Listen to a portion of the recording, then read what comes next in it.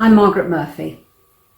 I've been a member of the Crime Writers Association since 1996 when I published my first novel.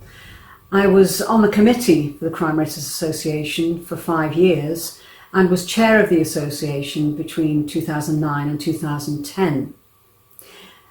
I've published 15 novels in those years, and I'm here to tell you a little bit about the book that most influenced me as a writer. Now, if you're watching this, you'll be a keen reader. You may even be a writer. So you'll understand when I say it's really difficult to pinpoint one book that had the most influence. I think everything we read has some kind of influence on us, whether it's a good book or a bad book. So finding the one individual book was quite a tussle.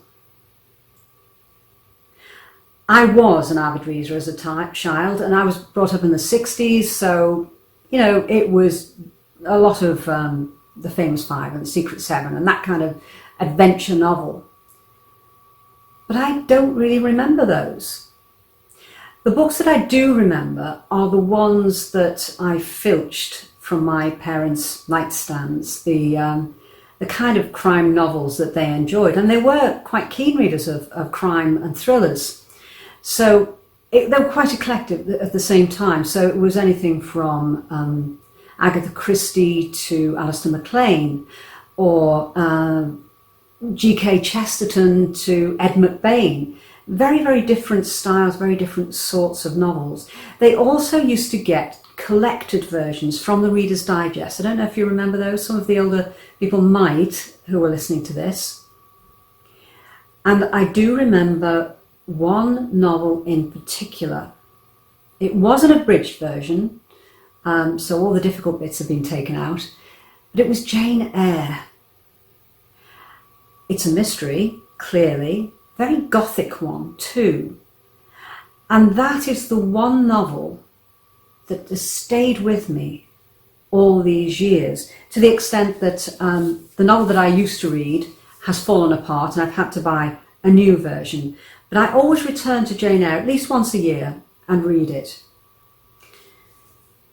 It was a wonderful book. I think one of the attractions for me as a child was that section where Jane Eyre is a child.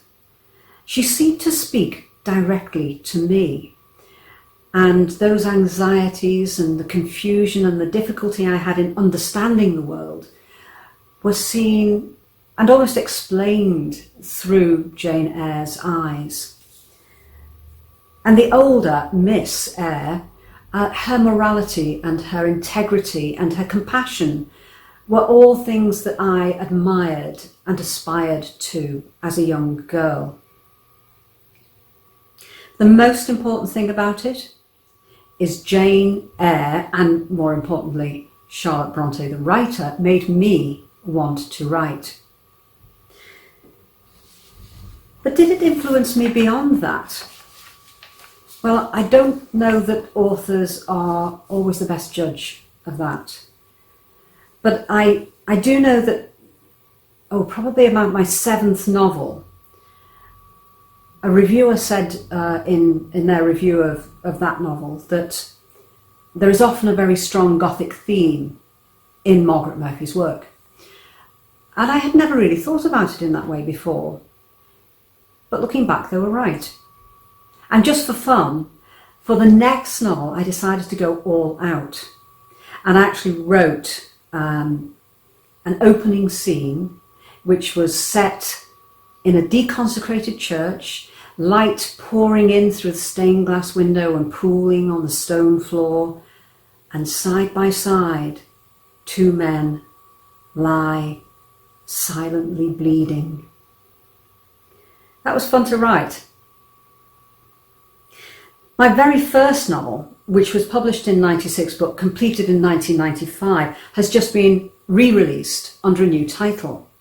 And this novel, Dear Mum, was originally going to be a psychological, supernatural suspense.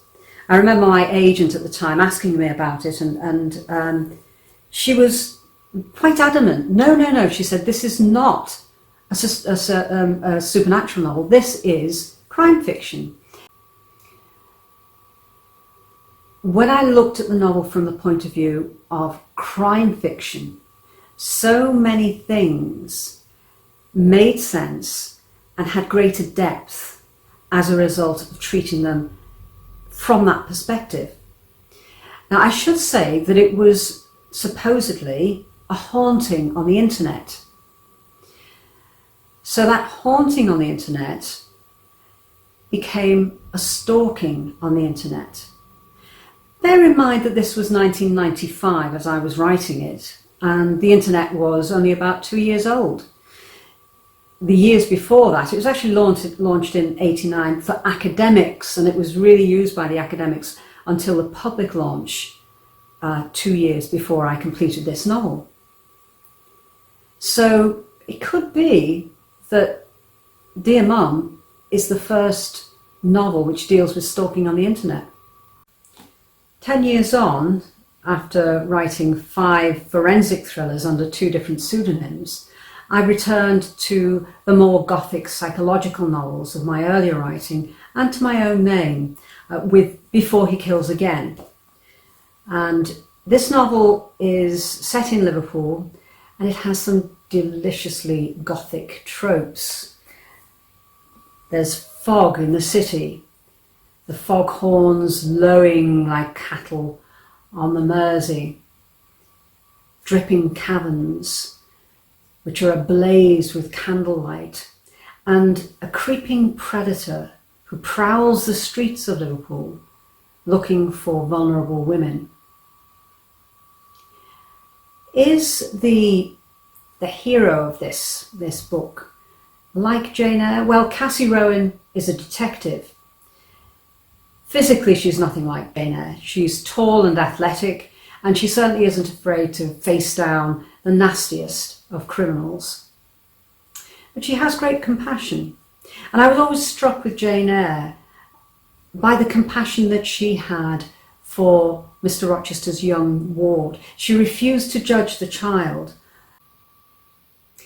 Well, I hope you enjoyed listening to that, and I feel like I bookended the beginning of my career and what I like to think of as the resumption of writing under my own name. Thank you so much for listening.